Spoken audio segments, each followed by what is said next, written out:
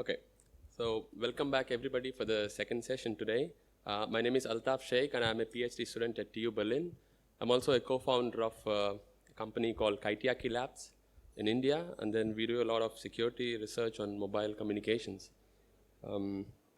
Okay, I'm here today to present something called White Stingray and how can you bypass these detectors and all these things. So there's a lot of things involved.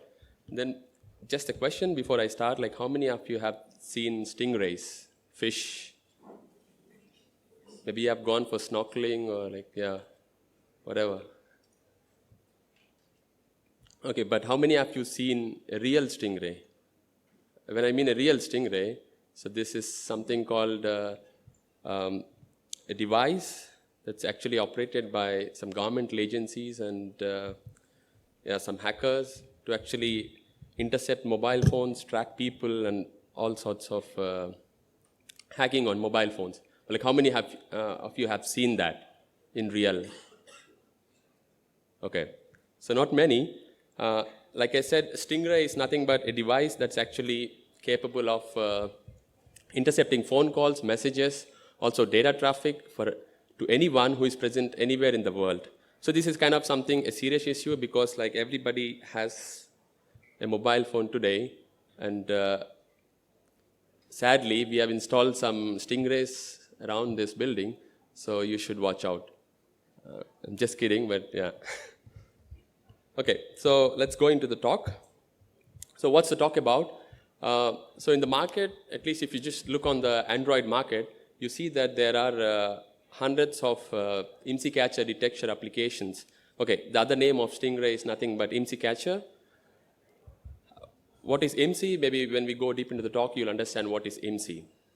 So there are several applications which claim to detect these stingrays or IMSI catchers and offer protection for users. And then we just wanted to verify like what kind of protection they usually offer. So these applications are available for common mobile users, and they can actually install it on their phone. We just wanted to study like what are their strengths, what are their weaknesses, and then how resistant can a common mobile user be resistant to IMSI catcher attacks. So what can you expect in this talk? So firstly, I'll be talking a bit about some recent news about stingrays in the commercial area, and then like what kind of security breaches they did in the past few years, and if there are any tools for protection, like what common users can actually install on their phones and try to protect from these IMSI catchers. If there are any tools, I present the tools, their capabilities, their features, how do they operate, like how do they work, and what kind of trust you guys can actually place in those devices or like place in those applications, because these are like pure Android applications, and sadly there is nothing like that for iPhone. So usually iPhones are like out of this game. So okay, so now we wanted to actually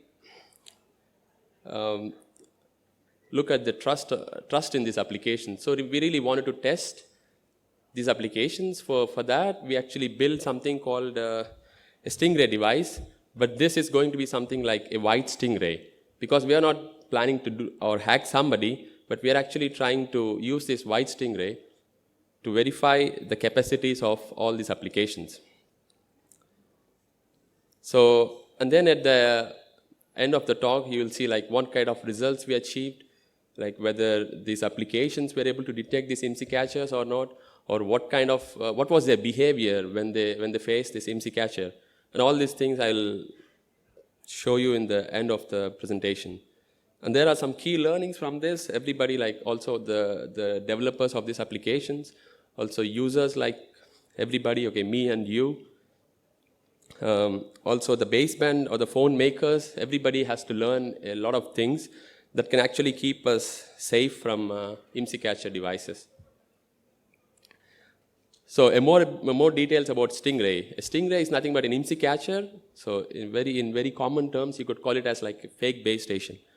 Usually used by law enforcement agencies, police, and then criminals also, to actually do call interception, SMS, sending fake SMS, denial of service attacks, downgrade attacks, man-in-the-middle attacks. So there are lots of things you can actually do on the mobile phones, because mobile has almost like entire life on that.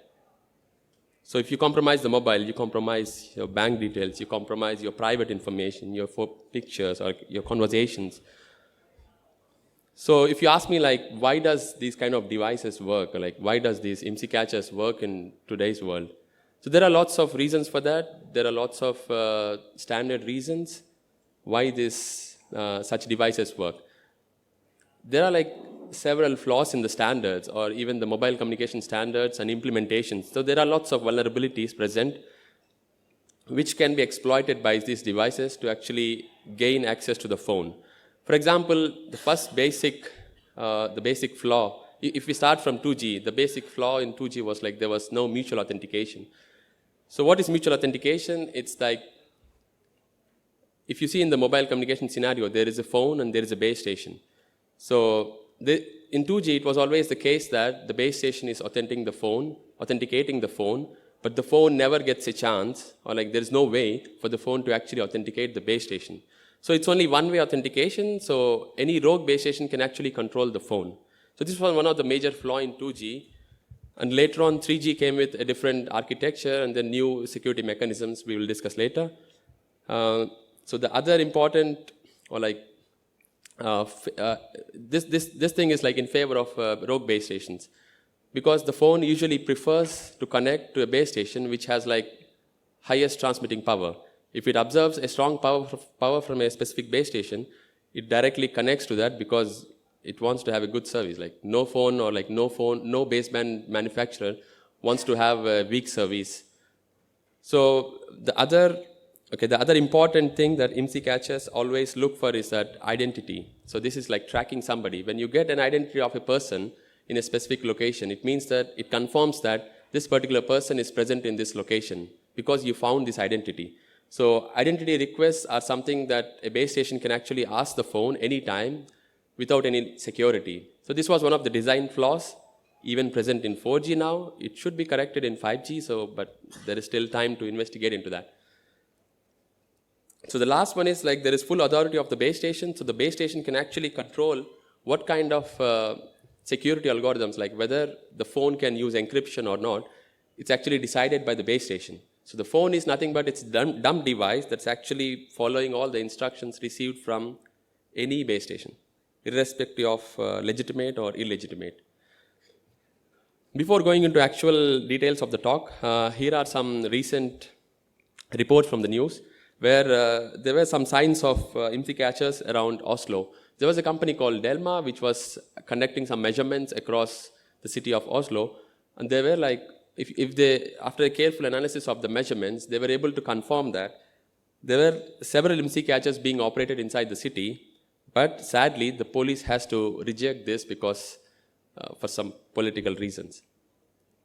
We don't want to get into that, but yeah, this was the news. Also, there was one recent issue from China. Okay, spreading malware through SMS is nothing new. Everybody knows it. Like phishing through SMS, this is not new. But operating a fake base station and then trying to spread SMS to all the phone users in a particular area is something new that these hackers were able to do it. So they were able to inject some Trojan into the SMS and then forward it to the phone, because on 2G, every phone is able to accept SMS without any authentication or security.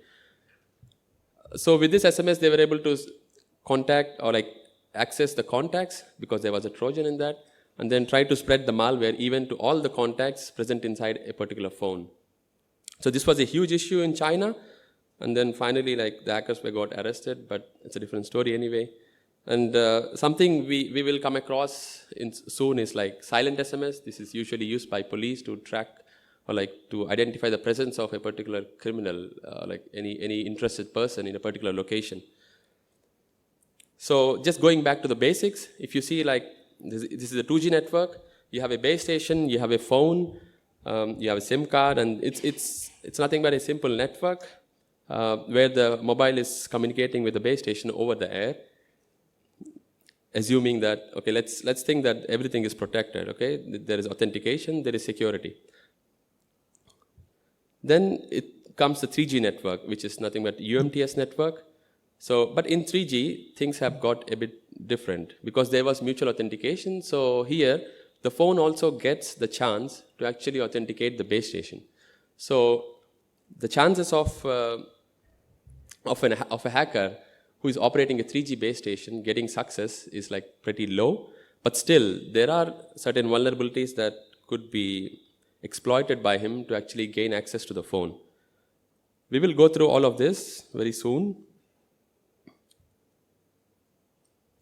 So, okay, so we have learned that IMSI caches are something that are like dangerous devices and we need some protection from them. So if you just look around, look in the market, what's present now, what is in the security market, you see that there are three types of protection available. So we call them, okay, for this talk we name them as like IMSI catcher detectors, okay, ICD. I'll be using this term quite frequently. So okay, first one is app-based. Like I said, there are different open source applications that are available along with the source code for users to install on their Android phones. For some phones, you actually need root, but some you don't. And there are pros and cons for that. The second one is, okay, the app-based are like cheap, okay, free. The second one is commercial applications or like commercial devices also. For example, like cryptophone or Overwatch sensors, they are actually available from the company called GSMK. These are a bit expensive devices, and then they offer good level of protection compared to any other type of protection mentioned here. The third one is the network-based IMSI catcher detectors. These usually require support from operators. So as a common user, we have nothing to do here. It's up to the operator to install this application or like to install passively detecting sensors around the city just to make traces of rogue base stations. So if we go into the details of how a IMSI catcher detector operates, so it's doing nothing but analyzing all the cellular traces that are available inside the phone. Usually, as a common user, we don't have access to this because we have user-friendly iOS or Android, and we are happy with that. And now the baseband makers are willing to provide the network information or the information that's actually or the communication that's happening between the phone and the base station. They're not willing to reveal this information, so we have to restrict ourselves just to the Android operating system. So below that, there's an operating system like the baseband operating system, which is talking to the mobile base station, and there are lots of traces which are going on. So this IMSI catcher detector application deeply analyze these cellular traces to find patterns or like to detect certain malicious activities happening over the phone. So when you switch on your phone, there are lots of messages exchanged, and all these messages are carefully analyzed to actually find some useful information to confirm the presence of any IMSI catching activity. So basically, they observe abnormal message patterns, also some identity requests, like I said before, also some security indicators. For example, the phone could receive a message from the base station telling not to use any kind of encryption. So that is something malicious. So this should be actually logged by the IMSI catcher detector. So let's see if all these IMSI catcher detector applications were able to do that or no. So we selected a few apps from the market. If you just type IMSI catcher detectors in the Play Store, you will end up with a few applications. And from them, we have selected a few of them. One is called AIMSICD, and then Snoop Snitch, Darshak, GSM Spy Finder, and Cell Spy Catcher. So the first three are like open source, and they require a root access to actually get installed on the Android phone. And they really have more access, because of the root, they really have more access to the traces. The other apps, they don't really require a root, just a single APK, they are not open source, just some documentation is available. So when you have less information, or like when you have less cellular information, so obviously you won't be able to detect it properly. So if you ask me like why these apps, because the developers actually claim that they offer really good protection. So we just wanted to see, is it true or not? And also, like, there is no information available about these apps or their capacities or their strengths. Nothing is available. But there are like millions of users who downloaded these apps and then trying to use them. But there is nothing mentioned about their success or failure. But we just wanted to create and see like how effective are they. Now, how did we study these apps? Because for Snoop Snitch, Darshak or AIMSCD, there is lots of source code available online and lots of documentation also. So we can really look into the state machine or like what is the code they are implementing, what kind of messages they are analyzing. So all these things we are able to actually study properly and then really look into them. What kind of approach they were following? Are they really missing something or a hell lot of parameters? So for any communication, if you just look, there are lots of messages, there are lots of parameters in them because each message is carrying lots of information in that. So in general, we are able to categorize all this information into 3 different categories. The first one was layer 1 information, nothing but the physical layer, which means that the RX and TX power of the base station that the phone is able to see. The second one is the broadcast signaling. These are nothing but the broadcast messages which are sent out by the base station, and every phone is capable to listen into these broadcast messages. Not only every phone, but anybody who has access to the radio medium and then who has some kind of radio device, for example, an SDR and some software, open source software, they will be able to listen into these broadcast signaling messages. So everybody can learn about the networks in the surrounding with no cost actually. The third one is the dedicated signaling. It is actually, when we say, I mean, by the name dedicated in the sense like, okay, this message is actually dedicated for the phone. So for example, like there are different messages like security message or authentication messages or data access messages. These are really dedicated for the phone. So only when the phone is passing authentication, the phone is able to receive some dedicated signaling message. If we go deep into these categories, the first one is layer 1. Like I said, it's a RX power that the phone is able to observe from the base station.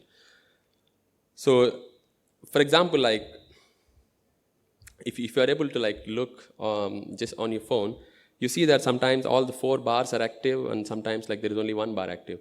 If the 4 bars are active, it means that the phone is able to see very high signal strength. It means that it's like minus 50 dBm, which rarely happens unless until you are on 2G. And suddenly you see that there's a different base station which is popping up in your surrounding.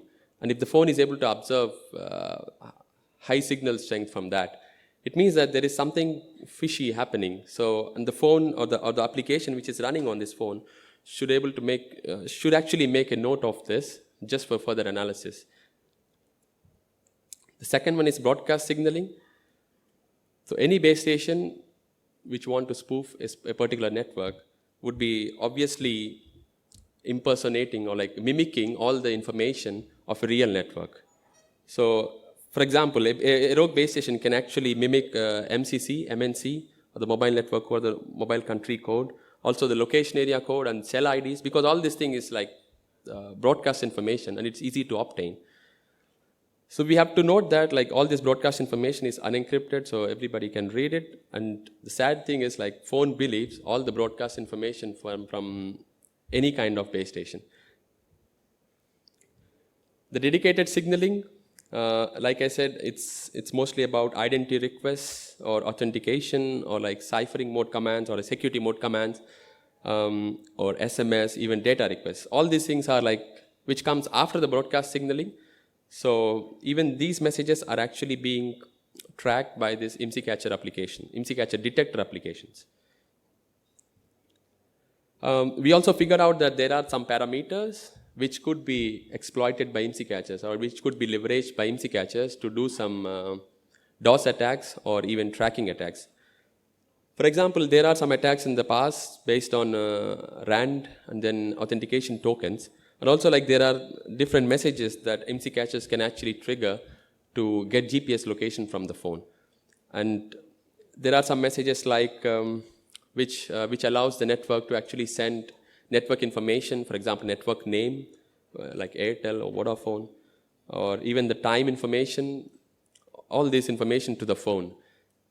Sadly, we found that these messages are actually not being considered for tracking or not being analyzed by these IMSI catcher applications, IMSI catcher detector applications. So here is just an overview of all the parameters that are being analyzed by these applications. If you look, the first one, the Snoop Snitch, which is actually taking into consideration a lot of parameters. So they're actually observing paging messages, also location area codes, or like broadcast messages, identity requests, authentication. Also, Darshak takes into consideration most of the dedicated signaling messages, for example, like looking at encryption, authentication. And Darshak is one of the applications developed by one of my colleagues, also an author of this talk. Ravi is sitting here. So there are other applications, Cell Spy Catcher or GSM Find. I think if you just want to know about, maybe when you get the slides, you can look deep into this. Okay. Now we have so much of information about how these apps are working. So the real thing is like we really want to test this. So for that, you actually need a Stingray device, which is operating a real IMSI catcher. So for that, we built a IMSI catcher based on different hardware and software components. So one of them is like a USRP P210 device. We use it as a SDR. And for software, we use 2G and then also 3G. Maybe you might get the question like, why not 4G? Because all the applications available till now are not able to, or did not implement 4G like IMSI catcher detection patterns because they couldn't implement. So we restricted our experiments only to 2G and 3G networks. So, and additionally, we use like Faraday cage, which we have it in Berlin for testing. So we are actually staying on the side of law.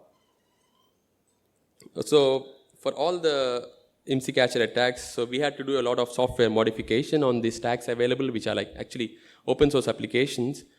So we did a lot of software modifications to create the features of real Stingray devices. So we had access to several manuals of real IMSI catcher devices. So you have to look a bit deep into the internet so that you find some of these applications on some Chinese website. So with that knowledge, also with the personal experience, we were able to create a White Stingray device that can actually test these applications on phone. So what this White Stingray could do, it could generate lots of IMSI catcher patterns and abnormal and normal network configurations. We are able to generate them. And then we also do kind of like smart fuzzing because we know all the messages that a phone can really accept from a base station. So we can actually replay so many messages in different ways, in different times of any part of the state machine. So that just to observe the reaction of the applications running on the phone. And then this device is capable to bypass security mechanisms. It can actually command the phone to not to use any encryption. Also denial of service attacks, then jamming is possible too. Then different ways of dedicated signaling, like making silent calls or like silent SMS and all these things. Okay, now something to play with. So you just know that, this is the normal communication which is happening. And then we have a Stingray device which is connecting, which is popping up immediately. And then this allows the phone to actually connect to the White Stingray device instantly, because it's operating with a bit higher power and lots of different configurations that we'll go through now. So what did we really do? So this is a fight between the White Stingray we designed and all the IMSI catcher detector applications installed on different phones. So we took several, maybe 7 or 8 different phones and tried to install all the applications on each of them. But most of the phones are rooted. So all the applications really have enough information from the cellular network traces. So there is nothing that we are hiding some information or like we are blocking some information that's coming from the diagnostic ports of any phone. So all the phones have enough information, and there is a White Stingray device. So now we operate this White Stingray like a rogue base station with different configurations. What we do is like we ask for IMSI, We could also ask for IMEI. So we do it like in different way. Asking IMEI could be straight, could be a normal way, and asking it, there could be an abnormal way. I'll tell you that after a few slides. And then we also do location requests, asking GPS location from the phone. There are different protocols like RRLP. It's nothing but a radio resource location protocol, which is used during emergency calls, and it could also be in normal time. So we are able to bypass the authentication, just skip the authentication procedure and see how the application reacts. And use null encryption algorithms, like not to use any encryption or use different kinds of encryption at different times. And also page the phone with different identities. Okay, we have seen IMSI, we have seen IMEI, then there is another identity called TIMSI. This is something called a temporary identity that is assigned to every mobile phone that's attaching to the network. So we also do silent SMS, silent calls, and then spoof different time messages and downgrade the phone. So there are many attack vectors we actually applied on these applications just to observe their reactions. And let's see what really happened. So if you see, there were like obviously false positives and false negatives. So some applications were behaving in a different way, some are behaving in a different way. So if you see the GSM spy finder, it says like nothing, it's quite normal when the snoop snitch has detected one IMSI catcher event. So one application detects, the other one doesn't detect. Normally RX power, if you just go back to the parameters, the table, the RX power is something that's actually observed by all the applications or like used by all the applications, but they don't really use it for detection because it doesn't make any sense. Then we see one application called Spy Finder. When the base station is operating with the location area code or cell ID that's from 1 to 9, this is something malicious. If you just look the center, if you set the cell ID to 1 and location area code to 0, it considers this as like malicious. And the other remaining, if you see in the bottom, when you put the cell ID like 10 and then location area to 1000, so this is something normal event for the phone. The app considers this is like very normal. It's normal network. Some apps really warn for every location area code change, because you change the location area code, it warns the user. So this is like a false positive. Assuming that there is no IMSI catcher and your phone is traveling from one location to other location. So whenever you change the location, you get an alert telling that, okay, this is an IMSI catcher event. So this shows like the design is not perfect. Then certain applications, like they really store every location area code into the phone. And then when they see that, they actually compare it with history. And then if they see that, okay, this is something new, then they really pop up a message telling that, okay, this is an illegitimate BTS. If you just look at this picture, it shows like it's an illegitimate BTS on the top, but it says like now you are connected to a legitimate base station. So which is, yeah, very funny. This could be a design issue or also like the way they are actually analyzing the messages.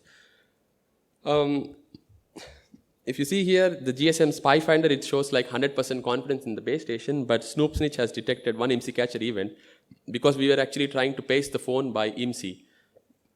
Paging the phone by IMSI is not really a normal event. Operators should actually use TIMSI, but in rare cases they use IMSI. This is something should be considered a bit malicious. So even the cell spy catcher was like very silent, doing nothing.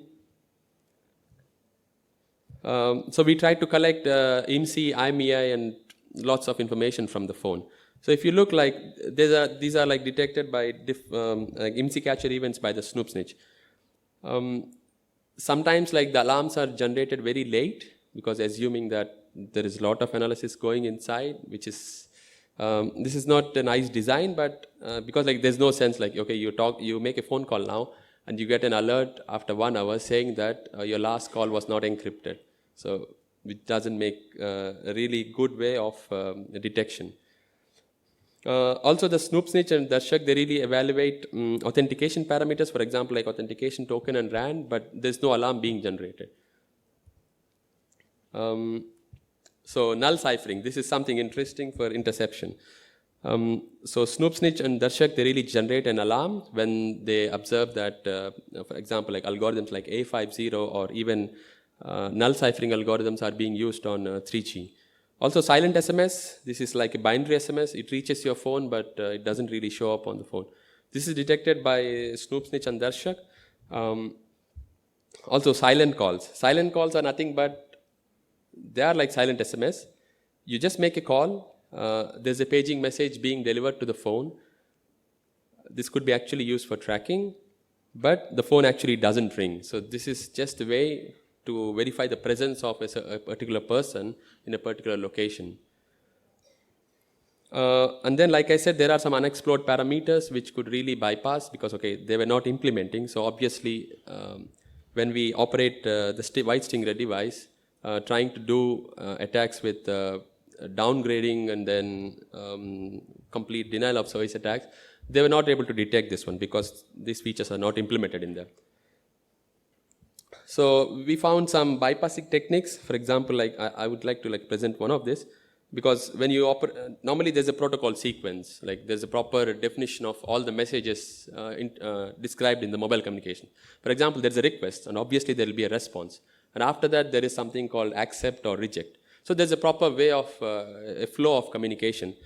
When you operate White Stingray device without actually completing the protocol flow, for example, you send a request to the phone will give you a response. And after that, if you don't accept or reject the phone, just keep quiet. And then the IMSI Catcher Detector app was not able to detect this kind of behavior. So broken protocol sequences are not being detected on the applications. So this is something to worry about. So this is the detection map. So there are lots of, this is the first one is implemented parameters by different apps. And the other one is like unimplemented by the applications. So what are these strengths? So some of the applications, they were able to detect identity requests because this is one of the most important feature of IMSI catchers. They usually look for identities. Binary SMS and abnormal cell IDs are detected, but still, these are like common threats. But I think they are not really a good confirmation of IMSI catchers. So there are some applications which really give notifications, but there's a delay in that. So moving on to the weak part of the applications, like there are not sufficient features, and some of the most important parameters are missing in these applications. And the apps are not really trained, or like they really do not have complete set of handling any protocol sequence. So fixes to the developers. So it's really a bad idea to just rely on, I don't really want to point out any application, but it's really bad to rely on just the broadcast parameters to decide whether it's a real or a rogue base station. And then developers should really think of all the possible corner cases, or considering different kind of state machines and the way how a message can be expected. So there will be 10 different ways of expecting a message at different times. So everything should be considered. And there are some really false alarms which really annoy the user. Even if it's not a fake base station, there's an alarm. So it doesn't really make sense to have that application in that case. And also there should be real-time notifications, because if you delay it for several days, it's a bad design. Also some fixes that the baseband makers and the operating system makers can actually provide enough access to the cellular network traces, because for example, if somebody who is not able to root the phone cannot really install this application, so the detection of IMSI catcher really becomes hard for the application. For example, we saw in the case of GSM Spy Finder and Cell Spy Catcher, they were not able to install because they didn't want to have root access, so they have less information to make a detection. And something interesting is Xiaomi, they are introducing a new phone called MI C5 with an integrated baseband, their own baseband, and they say that it has I read something like upgradable baseband, and it has a feature to actually detect some fraudulent base stations. We also did some testing with commercial applications, like commercial devices available from GSMK. I think we found it like pretty good compared to all other applications we tested. So there are lots of attacks being detected in proper real time. So this is something, yeah, recommended. Sometimes like when the rogue base station is found, the phone actually reboots itself, which is a nice feature. So what do we learn is like, obviously, it's nothing new, but phones are really vulnerable even though we have all these applications installed. We can still really fight these IMSI catchers. It's not difficult, but I think it's more easier than thinking about life on Mars. And what we saw that is like all the applications available till now are really not secure enough or like not good enough to offer enough protection from IMSI catchers. And vendors and even developers should really think about how much of information that should be given to developers. Like there should be a control over access to this cellular network information, which allows developers to actually really design good algorithms that can make good detection. Yeah, that's the end of the presentation, and if you have some questions, feel free.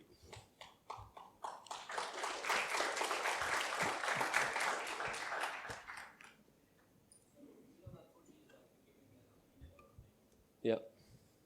Yeah, so I'm saying that So for the becoming, I mean, like IP version 4, like IP version 6 or whatever, like does the IMSI catcher work with it, like 4G thing? 4G? Yes.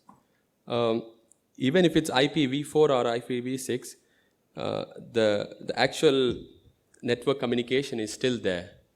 So we are not talking about, I mean, when you talk about IMSI catcher, we are not really talking about whether it's IPv4 or IPv6. It's not related to data.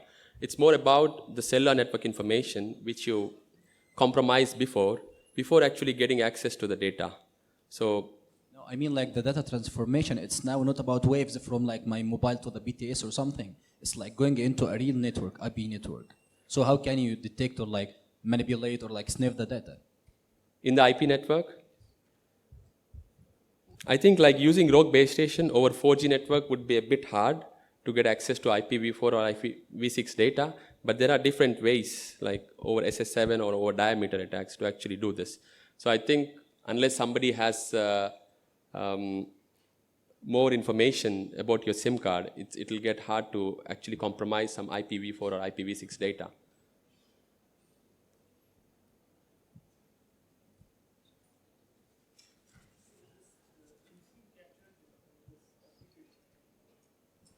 Hello. Yeah. So this MC catcher devices, do they catch lawful interception also? They can be used, for sure. I mean, Is it even lawful to have these applications out in open? Because they are catching lawful interception also. I think you know even better because you are from. It's not lawful for sure, but still, I think like there should be because there are standards for lawful interception. So when you're doing it lawfully, you do it. But like nobody will publicize like okay this is happening or something. Hi. So I wanted to know, are you aware of the current scene about lawful interception in India and how far the intelligence agencies, I mean Indian intelligence agencies and police forces are actively using it? I just want to know if you're aware of that, and if they are doing it, then they're doing it on what level right now? Yeah. We are aware, but I think it's not a nice place to talk about this. No, just in a It'll broad hurt sense. so many people's feelings, and then Yeah. Just in a broader sense. maybe like I can say they're doing it for your good. So this helps to detect some bad guys or also some good guys. So I should keep this application always on my phone, right?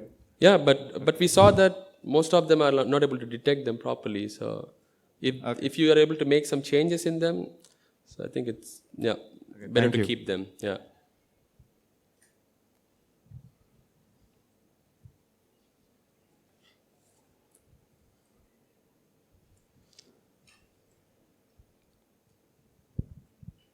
Any more questions? Not lawful again, yeah? I also wanted to know how these legit operators are detecting fake IMSI catchers. The operators. Yeah. Okay, normally they could do it passively. They could install like passive listeners everywhere, but they don't tell you where they install. The other way could be like, normally when your phone connects to a rogue base station, and then once the rogue base station like kicks you out, the phone will obviously connect back to the real base station. So the phone, when it connects back to the real base station, it's actually sending the previous information, like for example, the cell ID or location ID, what some kind of basic information that, or the communication that happened with the previous base station. So this is being sent to the real network, and if operator is observing this, so if he's like keeping a log and then making some proper analysis, like he'll be able to detect that, okay, this particular cell identity was not mine, like it doesn't belong to my network. And then he could start an analysis like try to Still, it analyze. would be very difficult if the person keeps moving with his Stingray, right? Yeah, it'll be a bit difficult, right? Okay. Yep, thank you.